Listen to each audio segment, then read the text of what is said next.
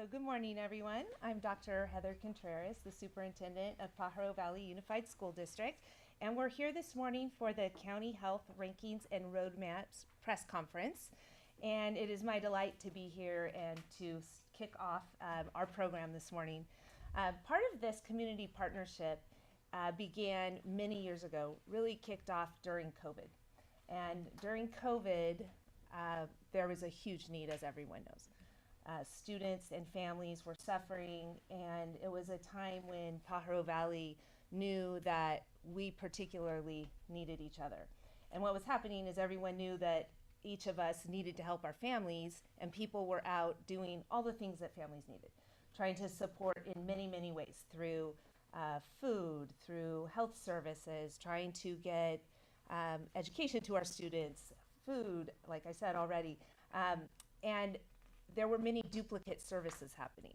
And so some people had the brilliant idea of maybe we should be speaking to one another and each of us taking a section of things so that we aren't duplicating efforts, but rather being strategic. And so this Pajaro Valley Collective began, and it was a very strategic effort in the Pajaro Valley to really maximize the efforts to help our families. And so that was really how this collaborative started, and being new to the area, but also having strong roots in the area, watching that from afar was really novel to me because I have not seen that type of effort in any other community. A year ago, I got to be part of this community and part of this effort. And I think the first meeting that I ever attended was in October of this particular collaborative, and I was really enamored with what was happening. And it got me personally thinking, how does education play a role in all of these pieces, especially the health piece? And we're going to hear more about health and how it impacts our students and what education plays that role. And as we see, and I think many of us know and understand, is health services impact everything that we do in our lives. If we aren't healthy, if we can't do things or access things because of our health, we are not going to be successful. And the schools have a direct impact on the health services we receive because we educate the students who can later provide the health services. And so as an educator, I really started thinking about two things with health and health impacts. And that is, one, how do we educate our students and prepare them for careers that can later impact our community, to have our community be better prepared to provide the services. And then two, if we're better able to provide the services, then that will allow our students to access the services better because they're going to have better health to access education. And you can't access education if you're not healthy. So it's like this little cycle. And that got me, I was really thinking that through when I attended my first meeting in October. And I got very invigorated by that, thinking, wow, how can we change the face of education to really access that? And so PVUSD is actually actively working on some models that we're excited about. So as we move forward with looking at this collaborative and the pieces that we do, there are many very strong minds who have come forward thinking about the different pieces that they take in health services, in food insecurity, in all of the pieces that a human being needs to be successful in life, and particularly how it impacts the Pajaro Valley community. So we're excited to be able to share the different parts of that and the different nonprofits and community partners who make this community strong, who are focused on making this community even stronger, and who in particular know that there is a new need today, not a COVID need anymore, but a need that is being unprecedentedly seen because of the national landscape. So I think that those things help to set the foundation of a continued effort of these collaborative partnerships. So I'm excited for this opportunity today to share this with the community and to a call to action of how do we continue to strategize and how do we continue to partner with one another so that we have the maximum impact for our families, our community, and all the resources we can provide when we work together. With that, I'd like to introduce Susan Rucci, who's the president of ASR, and she's going to share some words with us and set the stage for the rest of what we'll hear for today.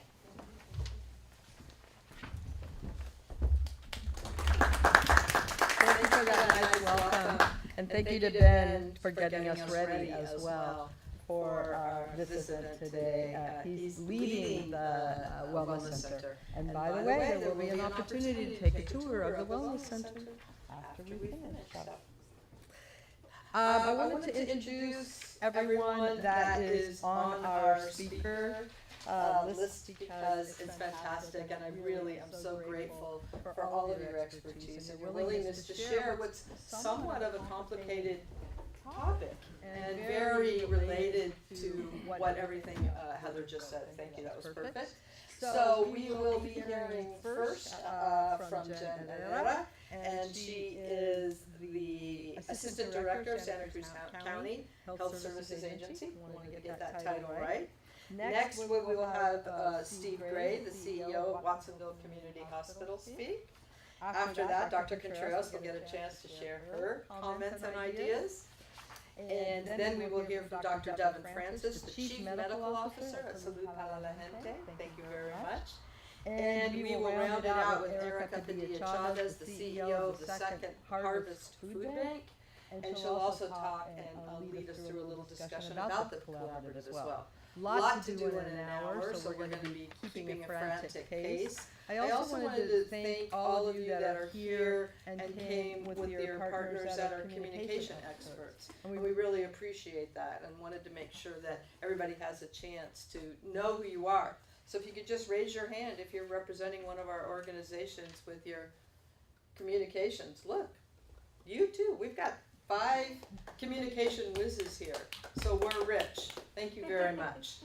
All right, let's talk a little bit. I'm gonna, Andrea, if I'm not doing this right, will you tell us or anybody if this, because I'm not gonna look at the slides.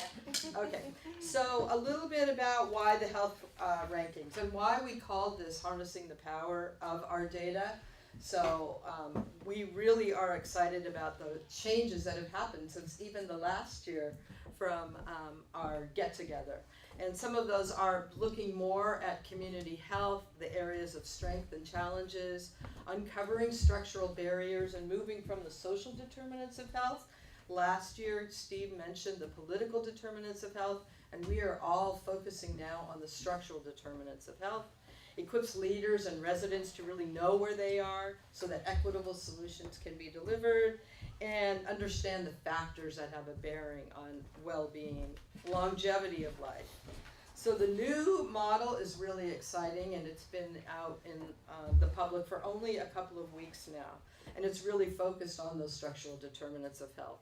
And those are the written and unwritten rules that create, maintain, or eliminate hierarchical patterns of advantage on socially constructed groups and the conditions that affect health. One of the reasons we really love the county health rankings, their website, all of their materials, so thoughtful, so easy to understand some of these somewhat complicated issues. So we are lucky to have the roadmap model. I want to just really quickly show you what it looks like and why it's different. You can see the previous one, which lasted us many, many years. And now we have the 2025 University of Wisconsin Population Health Model of Health. And I think the excitement here is that we are looking at population level and really looking at different measures. We're looking at community conditions and distinguishing between those. And then some of the new excitement is around the social and the realm of power and defining what that looks like, measuring what that looks like, and looking at all different models of what works to change some of these barriers in terms of the structural determinants of health. And obviously, to close down, this is a collective impact effort. No one agency, no one group or individual has the bandwidth to really turn the curves at the population level. And that's why really focusing in on what are the barriers and how do we overcome those barriers is so important. So that's a little excitement about what else you'll be hearing from our speakers. And we have lots of materials for you to take as well, because we really do mean it. The County Health Ranking site is chock full of examples, definitions, explanations, and we hope that it will help you if you're trying to find a way to really explain some of these connections between some of the barriers and some of the opportunities. With that, I'm going to turn it over to Jen. She's going to give us an overview of where we are in the county. Thank you, Jen.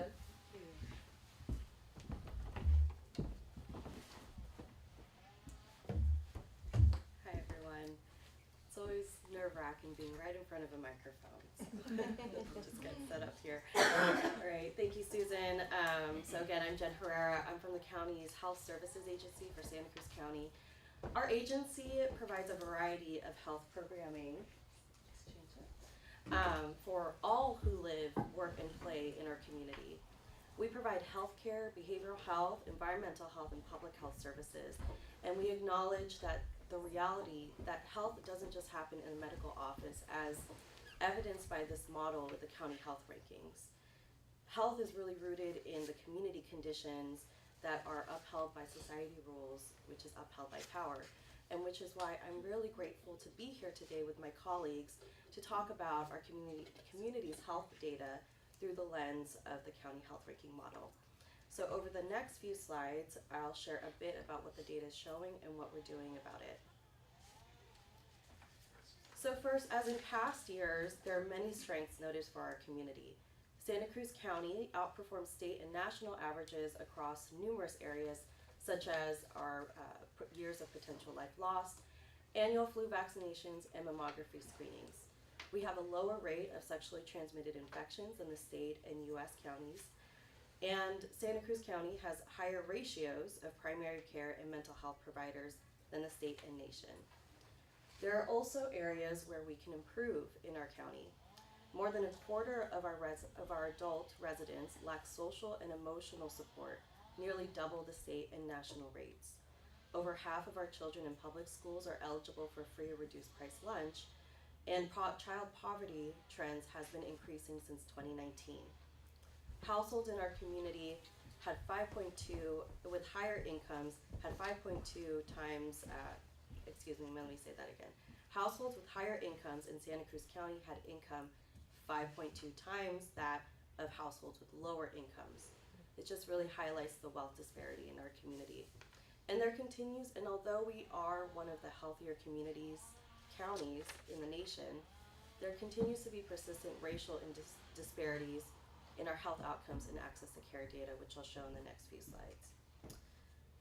So this is just the overarching view. It's a very traditional graphic in the county health ranking models, showing how we rank generally as a county compared to national and state averages.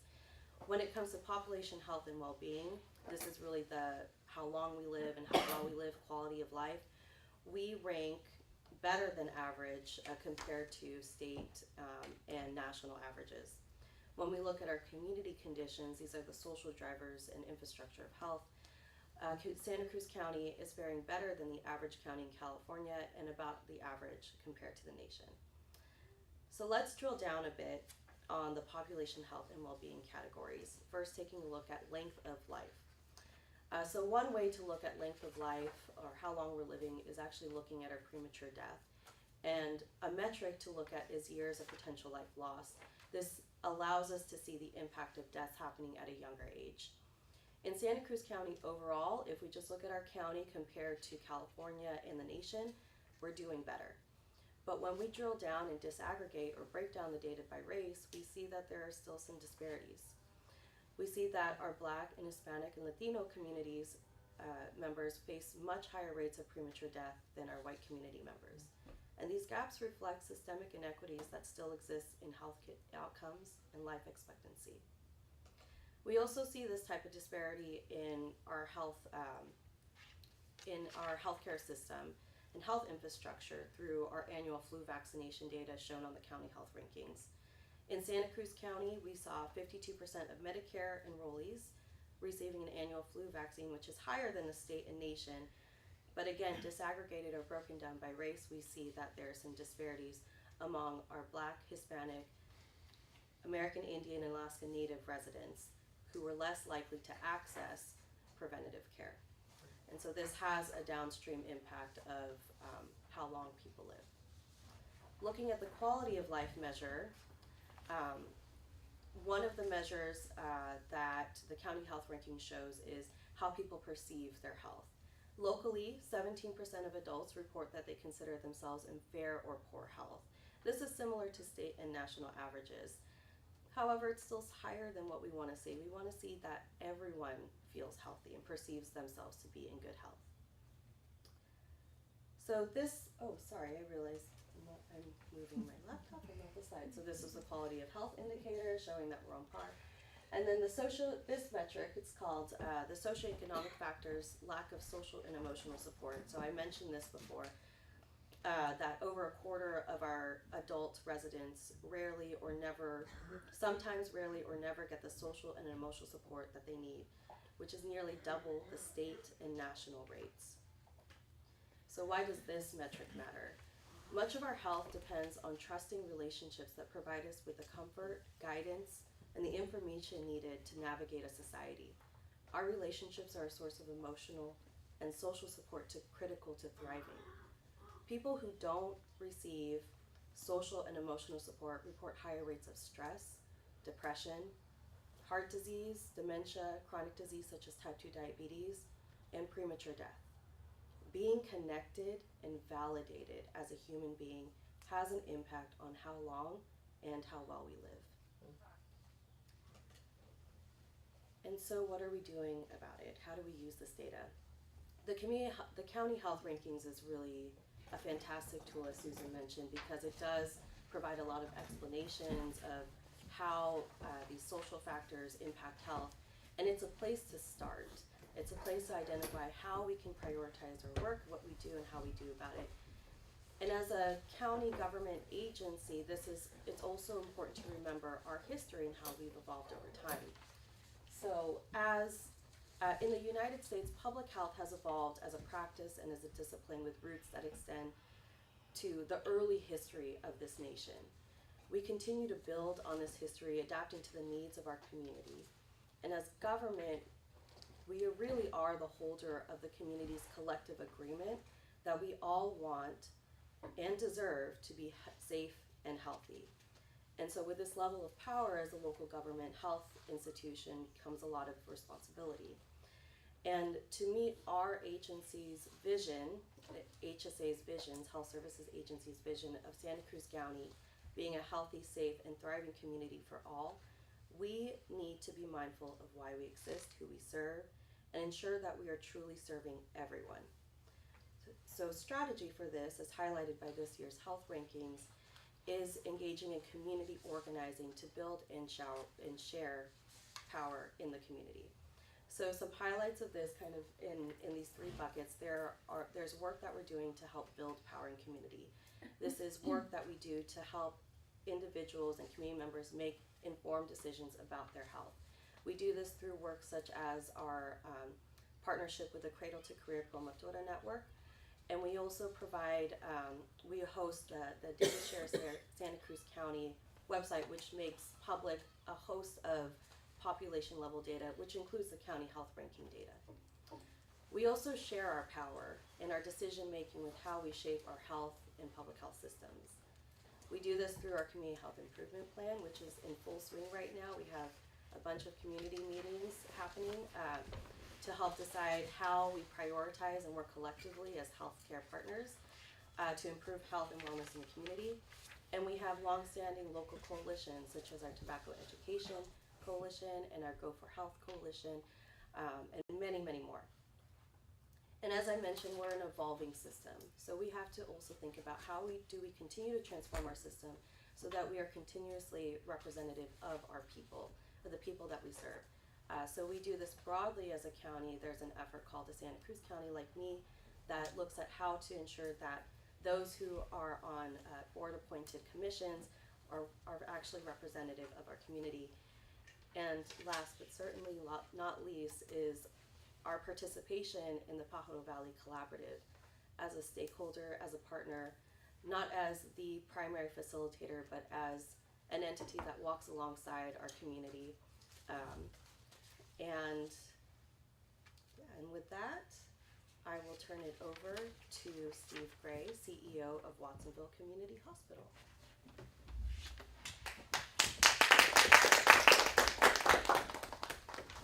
Thank you, Jen. This year's data show that we live in a county with a favorable ratio of residents to providers in most categories compared to state and national averages. Primary care and dental care professionals are at or better than state and national benchmarks, and the mental health provider ratio is actually double the state average and triple the national average. But those providers being here in the county isn't the only factor in the public's ability to access them. They have to be in the right place. With fewer primary care doctors in the Pajaro Valley Healthcare District has added a primary care physician to its coastal healthcare clinic team in January, and we have a second provider starting in June. Providers also have to be financially accessible. While our providers take all insurances, some providers in our community, particularly many of those mental health providers where the ratio looks so good, only accept cash. They don't bill insurance. Not all, of course, but it's enough to make access very difficult for those without the financial means. Our health insurance system has chosen to deprioritize mental health coverage, making that crucial leg of healthcare inaccessible to many. Nonetheless, having health insurance remains a critical factor in the ability to access the available healthcare providers that we have in our community. The county health ranking data show good news over the long-term trend for Santa Cruz County residents. After hovering in the range of 17 to 19% of the population being uninsured before the Affordable Care Act, since the ACA was enacted, the uninsured rate in Santa Cruz County has been between 7 and 9%, and in the 2022 data, it was down to 6%. I'm going to make 2 points on this.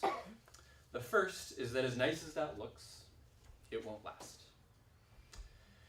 It won't show up in next year's county health rankings data, but in a couple of years when the 2025 data show up on this graph, you're going to see this uninsured number start to climb back up.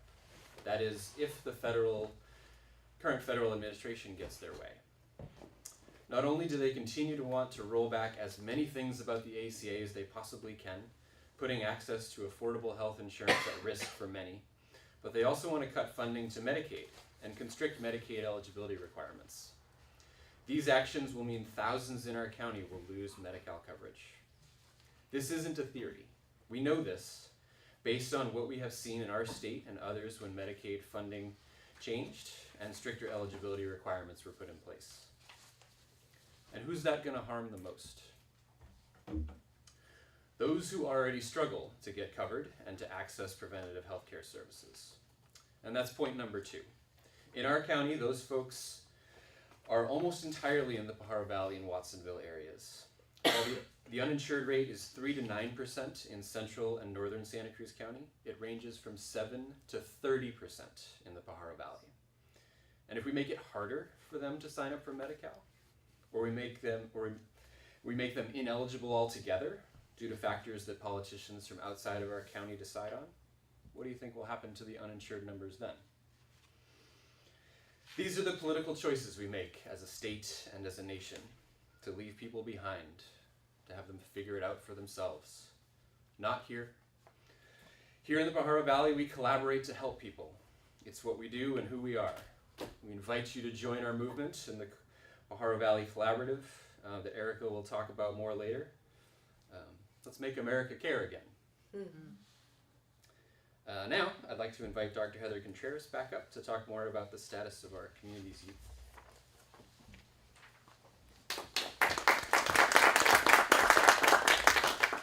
Thank you. One thing I really appreciate about Steve is he does really look at data and then connect the data to what's happening in the community. many people in this room, when we meet to strategize how we can help the community, we are looking at data and we're drilling down to the details of that data and then considering what are the actions we can take. And Steve is the best at the data, and we all recognize that all the time. So thank you, Steve, for that.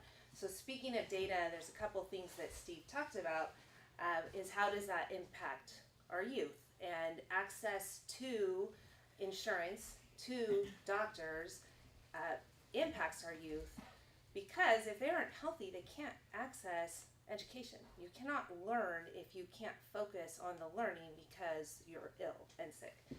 And children of poverty often are impacted the most with that. And so we look at what is happening economically for our students.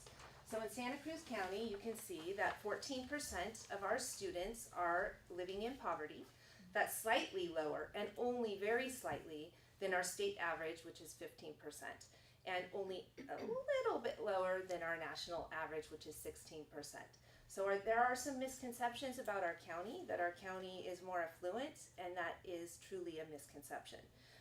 Children in poverty, with the highest amount of poverty, are our subgroups, and those are our American Indian groups, our Alaskan and our Native groups, and also our Hispanic groups. So those are groups that we keep track of and look to see how we can provide services there.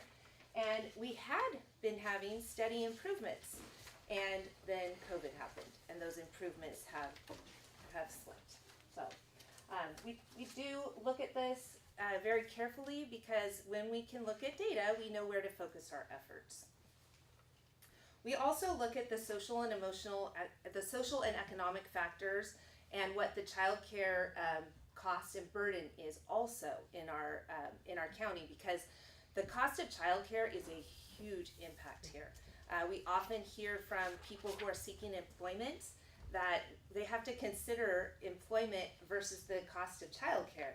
So sometimes being employed isn't enough to cover those costs. And the other thing that is a huge impact in this area is even finding childcare. Oftentimes, even with the teachers that we are trying to employ, they can't find childcare, and so accepting a job is impossible. So that's something that we look at. In Santa Cruz County, the average household spends 32% of its income on childcare if you have 2 children, and many people have more than 2 children. And that's compared to the statewide average of 30%, so it's about on par, and nationwide it's 28%. There is some good news in there, and that is that our state has really invested in extended learning opportunities. So we are considering the burden of that for family and extending our learning opportunities to before school care and after school care. So there's some silver lining in that. Additionally, we do look at our factors for children in Santa Cruz County who are eligible for free and reduced lunch. That has increased over the years, and 52% of our students in Santa Cruz County now qualify for free and reduced lunch. And that's a program that has been steadily expanding. In Pajaro Valley, 86% of our students are socioeconomically disadvantaged, and because of that high number, all of the students in Pajaro Valley receive free and reduced lunch. I recently had an interview with the editorial board for the Sentinel, and I gave them those numbers, and they were astounded to the point that I was like, do I have my numbers wrong? And I was like, no, I know my numbers, that is correct. That's a high number, and that's something also that impacts our students and that we need to think about, because again, when people aren't reaching those basic needs, it is very hard to access education. And so this is what we look at when we consider learning. And it's just what I said, that lots of people know this as Maslow's hierarchy or Bloom's hierarchy, and it's that if your physiological needs are not met, anything beyond that is not accessible. And so we really look to our community partners in being able to educate our students. Earlier this week, I met with our mayor here in Watsonville, Maria Orozco, and we were talking about the health of our community. the health of our community is predicated on education. Our students, our children, are the ones who are going to impact our community the most. They are our future. I know that sounds very cliche, but it's true. They will most likely live here. This community is a generational community. People tend to stay in this community. They love this community. It's a beautiful community. Their hearts are here in this community, and Santa Cruz County really retains that. We need to ensure that our students have a great education, but we need our community partners in order to ensure that that happens, because if their needs aren't met, their basic needs aren't met, they cannot access that education. And so that is why every person in this room, every nonprofit, every doctor, every social emotional counselor, mental health needs to come alongside our educational providers to ensure that every child has what they need to access education. And so, one shift that is starting to happen in PVUSD is the shift to community schools. And that's actually happening statewide. So community schools is the idea, really, that something that has been in PVUSD for many, many years, of whole child, whole family, whole community, whole child. And really looking at how does the whole community come around the school district and the school and give input into how are we educating our students, and really get involved with that. And that there's the idea of shared leadership. In May last year, so almost a year ago, PVUSD was awarded a $32 million grant to ensure that we are using and bringing all of the resources and collaborating and developing the idea that we are a community who comes around students to ensure that they have everything they need to learn, and that the community is completely involved in gathering those resources and committing to those resources. So if you look on the screen, these 5 symbols really encapsulate what community schools is. And this is what we're working to shift the culture to be in PVUSD, and really for our county, for our state, and ultimately for our nation. And we, as we work in our collaborative, we talk about this a lot. And we don't necessarily call it community schools, but we know and understand that in our collaborative, this is what we're doing. This is the work that exists in this community, and we are all feel so powerfully about that and support one another in this work. So we look at what is powerful learning, that we need to have a supportive environment from all people in the community, that we look towards student and family engagement, that our families need to know and understand. Not necessarily do they need to do the work with us, they have work to do on their own, supporting their families and bringing in income and doing the things that families do, but just having the understanding of what we're trying to accomplish for their students. Having collaborative leadership, meaning it's not just the principal who does the work, it's not just the superintendent or the district office, it is all of us. It's everyone in the room, it's the entire community. And then, of course, everyone here in this room right now, those strategic partnerships. So with that, I would like to introduce Dr. Francis, who is going to take the next part of the presentation.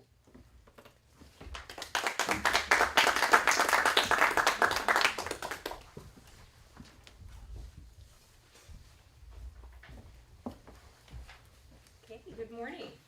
My name is Dr. Devin Francis. I've been a pediatrician for over 15 years. First, just want to thank all the partners in the PV Collaborative who've just been so important in helping us provide care for our patients and really expand the care that we're able to provide. So we're just so grateful for all of you. Before I get into some of the data, I'd like to just share some patient stories.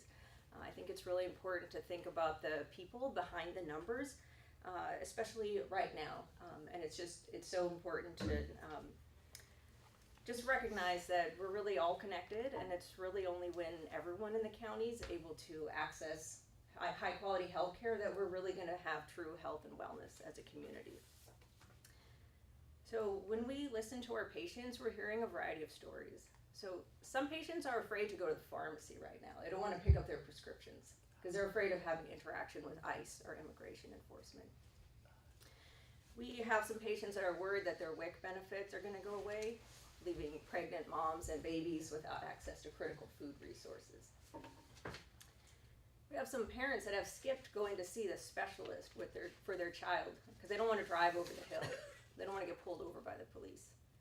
We have patients that are eligible to apply for disability benefits, but they're choosing not to because they don't want to do anything to put themselves or their family under any kind of government scrutiny. We have one young patient that got into a 4-year college this year and turned it down because they don't want to leave their family right now. So these are just some of the really real concerns that we're hearing about this impacting the health of our community. But there are also some stories of joy and resilience, like the patient that worked with our community health services team to renew their driver's license so they could keep driving their family members to their appointments. We have a young pediatric patient that learned how to cook right in this wellness center through a program that we offered last summer on healthy eating. Like the new mother who learned how to manage her diabetes in our diabetes and pregnancy program and was so happy to bring her baby girl to that first visit. Like the young woman that worked with our housing navigators and the look on her face when she got the keys to her very first home. So this is what it can look like when we can collaborate together to address health from a holistic viewpoint and work together to really remove the barriers so people can access the healthcare they need. So we serve over 27,000 patients, including many farm workers and their families, and last year we provided over 182,000 visits. Our mission has always been about expanding access to care, but right now we're facing this threat of potential federal cuts to Medicaid, which is health insurance for people with low income, known as Medi-Cal, and Medicare, which is health insurance for people over the age of 65. 73% of our patients are covered under Medi-Cal, and another 5% are covered under Medicare. So cuts to these programs means that over 21,000 of our patients will lose access to critical health care. And any cuts that we might see is going backwards. So we've spent the last 10 years as a state expanding Medi-Cal and covering more and more people. And in this last and final expansion this past year in 2024, we really saw big increases in the number of services that people are accessing. And so some examples are 40% increase in optometry visits, 30% increase in behavioral health visits, and both dental and OBGYN visits increasing by almost 13% each. Now when people don't have health insurance, a lot of times they don't get the care or they delay the care that they need. And this leads to not only worse health outcomes and higher costs for those individuals, but it's also higher costs and worse health for the entire community. Martin Luther King Jr. wrote in 1963, "Whatever affects one of us directly affects all of us indirectly." So that's still true today, that we're all connected. So what can happen when we listen and respond to the needs of our community? How can we use the health rankings data to reduce health inequities and improve health outcomes for everyone? So we'll look at one example, which is breast cancer screening. The American Cancer Society recommends doing mammograms for any women starting at age 40 years. This measure looks at those enrolled in Medicare, so we're looking specifically at that 65 to 74 year age range and whether or not they've had a mammogram. And we know that getting regular annual mammograms can help detect breast cancer early. And when it's detected early, it's easier to treat. So mammograms can save lives. So the county health rankings will show us that 48% of women in the age 65 to 74 who are enrolled in Medicare have received that mammogram. So we're doing better in Santa Cruz County than the state, and we're doing better than the nation. So that's really great news for us. We've also made a lot of improvements since 2020, also good. But when we break down that 48%, we see that women of Hispanic, African American, and Asian origins have lower rates of screening. So what can we do? We're committed to ensuring that all of our patients, regardless of their background, will be keeping up with their annual preventive screenings. So we make sure that our providers are aware of this data, that the providers know what the guidelines are, that we're able to counsel our patients accordingly. We have also done things like implementing text message campaigns. in languages that our patients speak, reminding them that they're due for their mammogram and helping them schedule their appointment right from their phone for not only a mammogram but maybe any other preventive screenings that they're due for. So it's just one example of how we can use the county health rankings data to improve health for everyone in the county by reducing barriers and just making it easier. So we've made real progress in expanding access to care, and we really can't afford to go backwards. And like all of our partners here today, we're deeply concerned about these proposed federal cuts, and we strongly oppose anything that will limit our patients' ability to get the care that they need.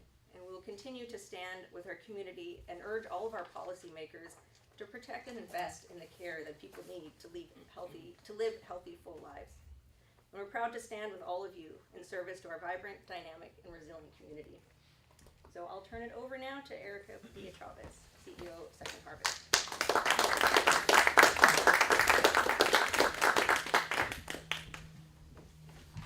Well, good morning, everyone, and it's almost very appropriate that I go last for a few reasons. When we're speaking about food insecurity and what your food banks do for our community, we are addressing a symptom of so many things. And I think my colleague's explanation of all of the socio, health, and environmental factors that have been highlighted, we recognize at the food bank that is at the root of the why we have an ever increasing need for food in this county.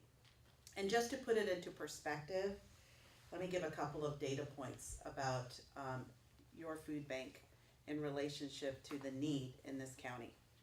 Pre-pandemic, on a monthly basis, Second Harvest Food Bank was feeding 55,000 members of our county. Fast forward to now, just last month, 72,000 people in our county are in need. And I've seen that number increase month after month after month. At the height of the pandemic, we served 92,000 people in this county. We're only a county of 270,000 people, right? And in fact, a report that was commissioned by the Blum Center at UC Santa Cruz for us a few years ago found that 1 in 3 individuals in our county is food insecure. 92,000 people in our county are food insecure, qualified as those individuals in households who are making less than $75,000 a year.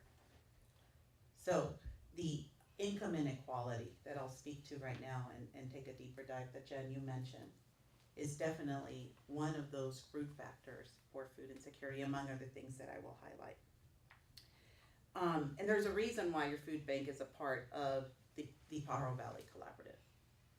Because while I am busy making sure that we have enough nourishment to ensure that nobody in our community goes hungry, I'm not going to be able to solve this issue by myself, right? So it takes a we approach to that work, and we'll talk about that in a minute. So let me just highlight a little bit about that income inequality that Jen mentioned, and just put the slide up here so that you can see it. Santa Cruz County households with higher incomes had 5.2 times that of households with lower incomes. And I think some of my colleagues who work with residents of the Pajaro Valley understand that firsthand. And I can just put it into perspective in terms of the food bank. And the Pajaro Valley is not the only area in our county that sees that income inequality. We see it in pockets like Live Oak. We see it up in the Santa Cruz Mountains. We see it in Davenport, right? And you can imagine that the food insecurity needs of those communities compared to population are manifested in the amount of food that we're distributing to those communities, right? And we track that and we see that. And to put it into perspective, of the 10 million pounds of food that we distribute at the food bank annually, 52% of that volume of food stays right here in the Pajaro Valley, right? So just to put that, the other piece I want to highlight that we haven't really spoken about, but it's connected to income inequality, is that we're starting to see more and more seniors depend on our food bank. And you can imagine why. Fixed incomes. Yet the cost of living year by year keeps going up. The cost of their Medicare keeps going up. The cost of medicine, while we've seen some progress in some areas, there are still some more work to be done in that space. So let's talk about the thing we all read in the headlines every day, the housing situation. Have I not switched? Oh, that one. The housing problem in our county, right? In Santa Cruz County, according to the health rankings, 25% of households experience at least one of the following housing problems, and they qualify them in 4 areas: overcrowding, high housing costs, lack of kitchen facilities, or a lack of plumbing facilities. And when you compare us to the state, it just appears like we're right at the statewide level, and we're a little higher than the nationwide data. But I want to put this into perspective in a recent conversation that I had with members of our community that come to our food bank. We surveyed them. Over 350 members that come to your food bank for food were surveyed. And the question was asked, what is the primary contributor to you needing to come to the food bank? 99% of them said housing costs. We can't afford to pay the mortgage or the rent, so we have to supplement our food sources by coming to you, right? And the second reason that was cited in that survey was wages and the lack of work hours. There's been a shift in some industries in terms of how many hours people can work per week. We heard it from farm workers, right? And that's contributing to their inability to leverage additional resources for their households. And then lastly, there was a tie between childcare and transportation. I think one of my colleagues mentioned childcare earlier, and we're hearing it firsthand from the people that are coming to your food bank to supplant their pantries with our goods. And then let me talk about the Food Environment Index. And this index really measures the accessibility of healthy food in our county. And when you look at it, 10 means that we're absolutely an awesome community and accessible. 0 is absolutely a community that needs some serious attention to the matter. We're at 8.4. You might think, oh, that's wonderful, right? It's not that bad. We're close to the 10. And yeah, when you compare us to the state, we're lower at 8.4 compared to 8.7, and a little higher than the national average at 7.4. But the truth is that that's not the story in every community, right? Much like I highlighted these communities that we know have a deeper need of food security, or have deeper levels of food insecurity, such is true about accessibility to healthy foods. And let me tell you a story of one of our volunteers who became a volunteer during the pandemic. And I was having a conversation with her, and I asked her, and she's an affluent woman who was tired of being at home with her kids during the pandemic and needed to get out and volunteer and do something. And we were doing mass food distributions at the boardwalk and at the fairgrounds. And she saw that we needed volunteers, and she responded to the call. And the reason she continues to be involved with the food bank, she couldn't understand why farm workers who were picking the produce that then we bagged and distributed were lining up. Why is that happening? And it speaks to just the food systems and how our food systems are designed in this nation, right? And so you would think a person who is picking the produce that you and I eat every day surely has access to that produce. The truth of the matter is they don't. Either because their resources are limited to procure that, and it's, of course, not okay for you to just pick that head of lettuce and then put it in the trunk of your car and bring it home. Right? That's not how food systems work. So at the core of why, in this example, our farm working community has a challenge securing the produce that they pick has a lot to do with the way our food systems are designed. Right? Then you layer the fact that in some neighborhoods, accessibility to markets that provide healthy nourishment in those stores contributes through their inability to secure that food. And that is the reality of many of the communities in our county that I mentioned previously. Live Oak is among them. Again, we see Davenport. Again, we see the Santa Cruz Mountains. Of course, with the Pajaro Valley being one of them as well. So why is the food bank involved and activated through the Pajaro Valley Collaborative? Here's why. Because I'm interested in reducing the number of people that come to the food bank. It is not okay for us to accept that my lines are growing, right? And I don't know that we will ever be in a position to be able to fully meet the needs of this county if we don't do something about it. And I can't address the housing issue. I cannot address the environmental conditions. That is not my mission.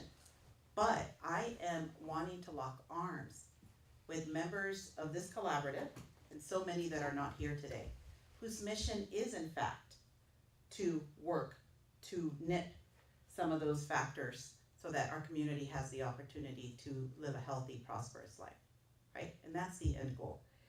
So I want to talk a little bit about the Pajaro Valley Collaborative and who it is. You might have seen us yesterday on the news. We know how to come together to do our work and put people in front of politics when it's necessary, and we did that yesterday.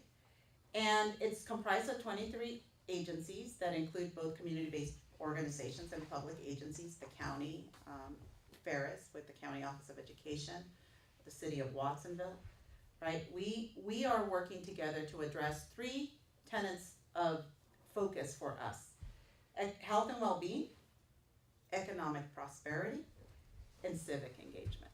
We recognize that a community that is engaged and a community that is involved is likely going to translate to better outcomes for our community.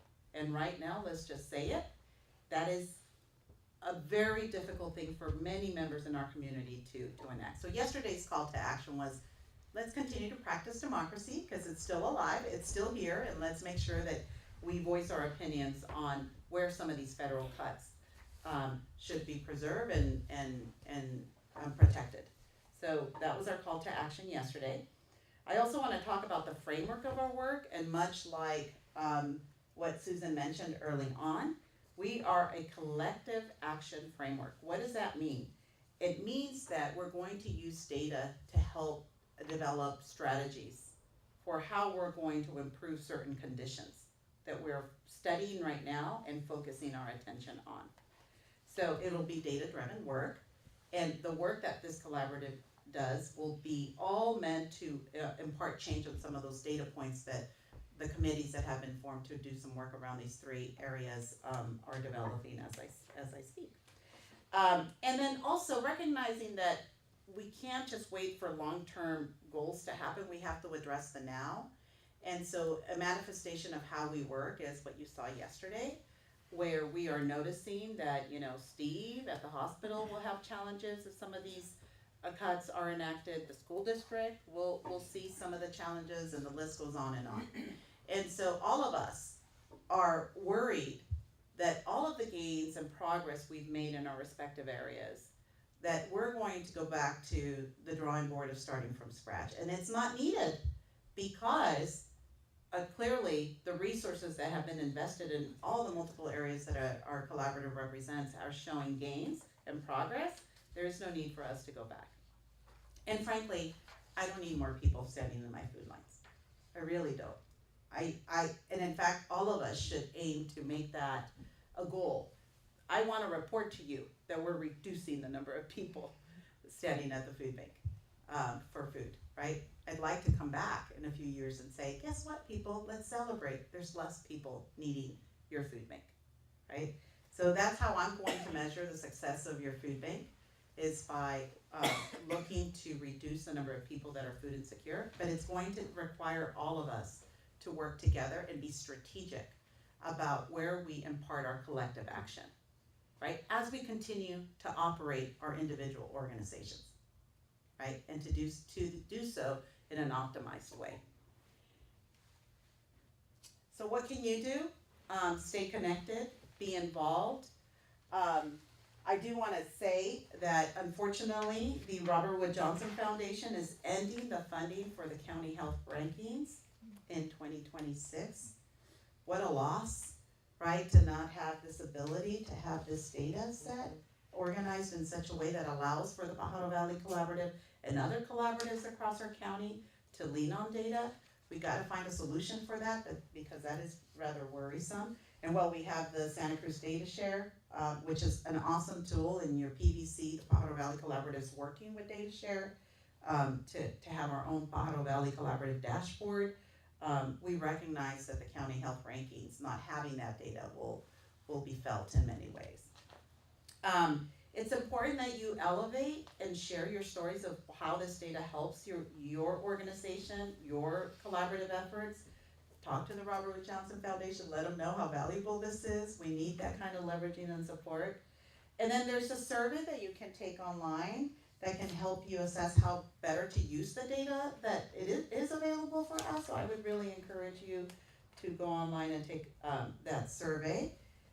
And then please log on to the PajaroValleyCollaborative.org and get to know the collaborative. That's one way that you can stay engaged and receive localized data specific to the Pajaro Valley Healthcare District, which, by the way, I just want to call that out. The Pajaro Valley Collaborative, its area of focus mirrors the Pajaro Valley Healthcare District map.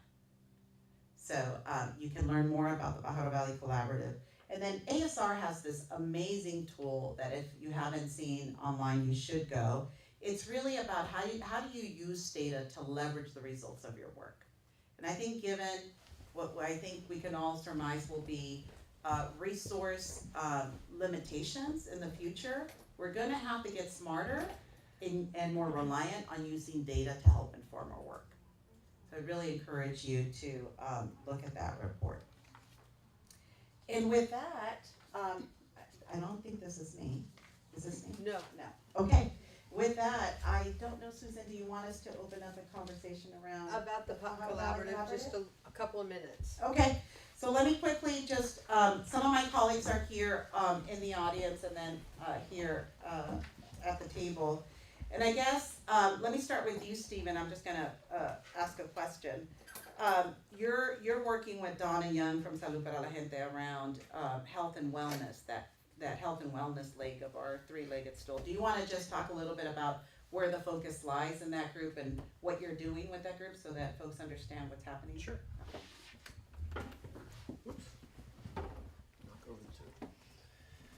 Yeah, so with the Pajaro Valley Collaborative, we are getting together with all of our local nonprofits, as Erica has said, and we are focusing specifically in partnership.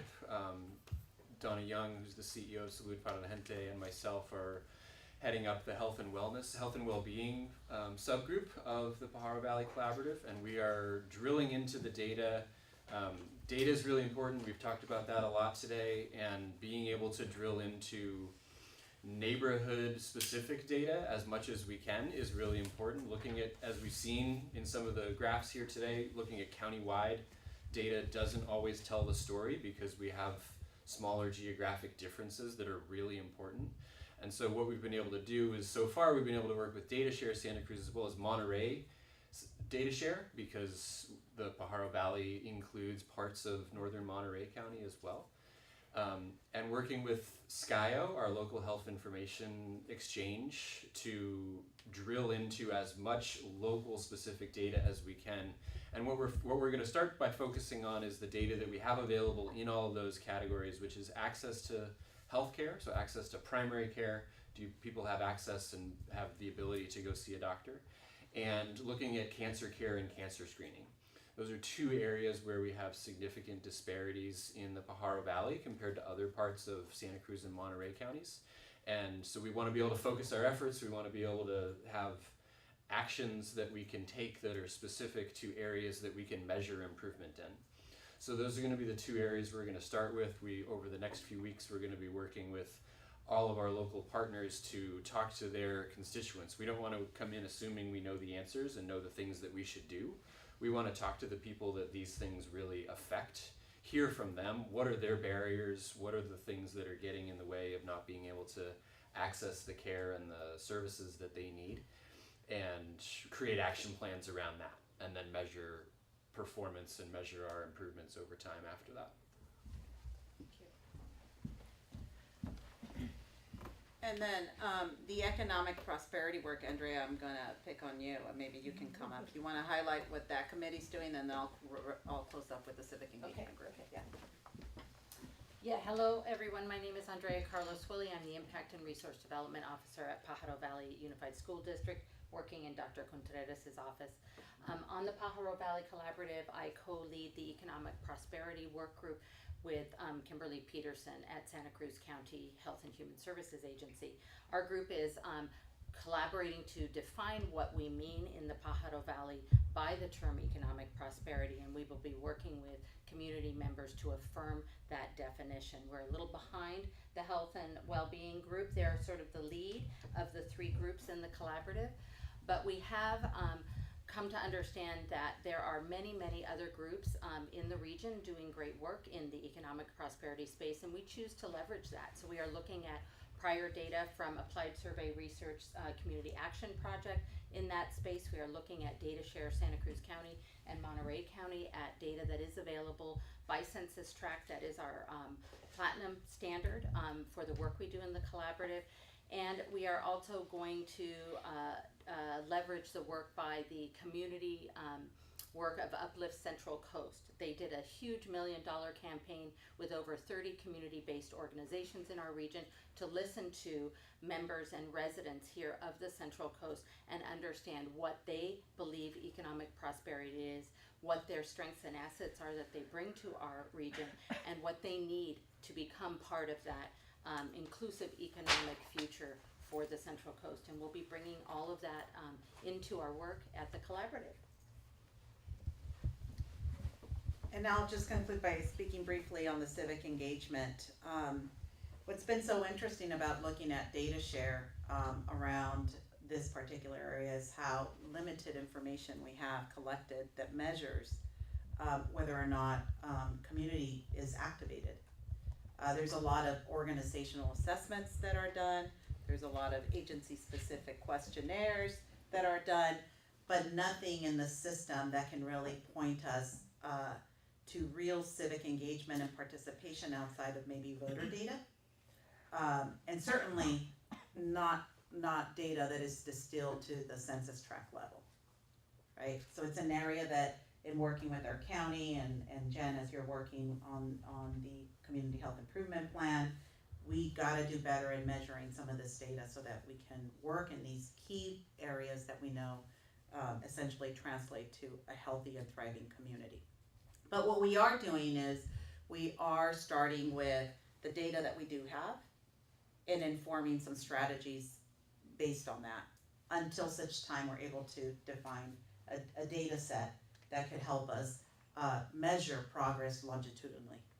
So we're looking at, for example, the school district's recent, what do you call it? State Seal of Civic State Engagement. Seal of Civic Engagement, the number of students that are recording certain number of hours of being participatory, right, in their communities, and using that as a potential measurement and see progress, and asking ourselves, what can we do to help motivate and create spaces for our young people to be engaged in the community, as an example, right? And we will be looking also at the voter data and distilling that to the census tract level and assessing whether or not there's room for effort by the collaborative to engage and remind people to practice their civic duty and to register if they're eligible, and or to vote when election time comes. More to come on that, but we are really excited about working in this way, and it's a good example of how a collaborative is using data to create action plans to essentially help the community that calls the Pajaro Valley home live a more prosperous, healthy, and dignified life, which is ultimately what we strive to achieve with this work. So Susan, I will have you say concluding words. Thank you. That was fantastic. Wasn't it amazing, everyone? Really came together so well. And you did hear about harnessing the power of the data. And I just want to remind us that, you know, common data is the very first step. We can't have dueling data sets, that just won't work at the right level, and also telling the story from the community's voice. So that's what we are seeking, common language, and that's why that health equity narrative is so important. We have a lot of other materials to share with you. We were going to do a little question and answer, but I feel like it's a little late, and we will stay here and pass out some materials for you.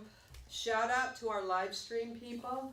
We have information, and if you want that information, you can contact me at susan@appliedsurveyresearch.org. I want to thank everyone. This was really incredible. Wonderful examples and wonderful reasons for us to stay, keep our eye on health equity and a thriving community. And I also want to thank everyone here, our technical crew, Alicia, you. Thank you for your coming and being here with us. And we really take all of this seriously, and it's just so incredible to have Pajaro Valley Collaborative rising and working together with our health department. There are many things that we can do. And I just have to say, Steve, you've done it again. Yeah. Make America care again. I know. You're just the Let's do content. it. You're I like a know. slogan maker. I'll turn it over to Dr. Contreras to say goodbye. Thank you very much, and we will hang around. And we appreciate all of our communication experts as well.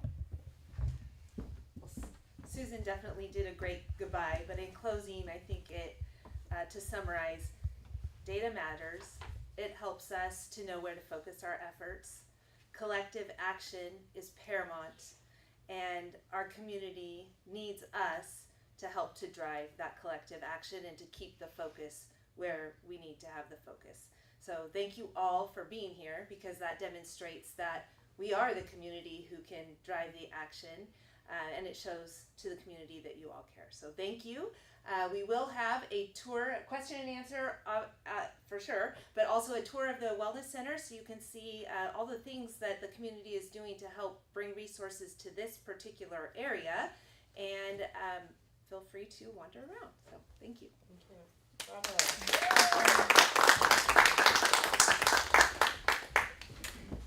Can we take a picture of the panelists?